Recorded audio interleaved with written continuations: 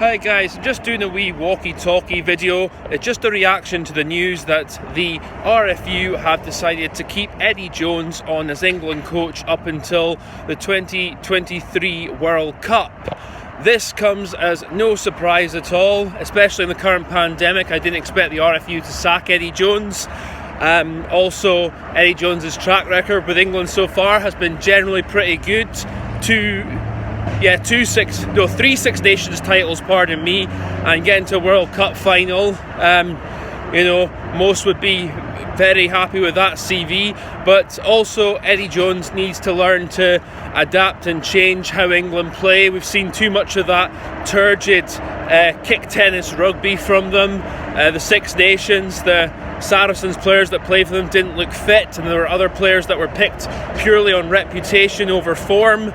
And that needs to change going forward for England if they're going to be back on top of World Rugby again. I do expect England will bounce back from this. I'm expecting them to be at least competitive in the next two Six Nations for the titles. But we shall see. This has been a bit of a tough time for Eddie, but I think he's a good enough coach. He's a smart enough coach as well to bounce back. And I think he'll learn from this, but also he has to learn that rugby moves forward, and if you keep relying on the same old faces again and again, you're just going to stand still eventually. If you keep relying on the same game plan again and again, you're going to stand still eventually, and that's what happened in England in the Six Nations, as well as the players being unfit, as I said.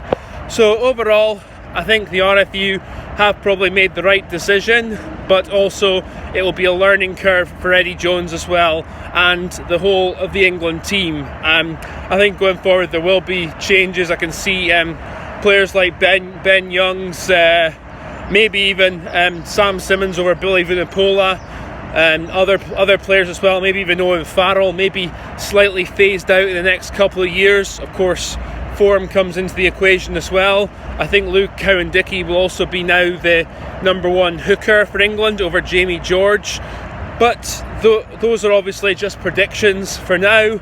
A lot can happen in rugby very quickly with injuries and form and such, and also a lot can change in a couple of years. There's still a lot of rugby to be played up until the next World Cup, which I think England will still very much be contenders for.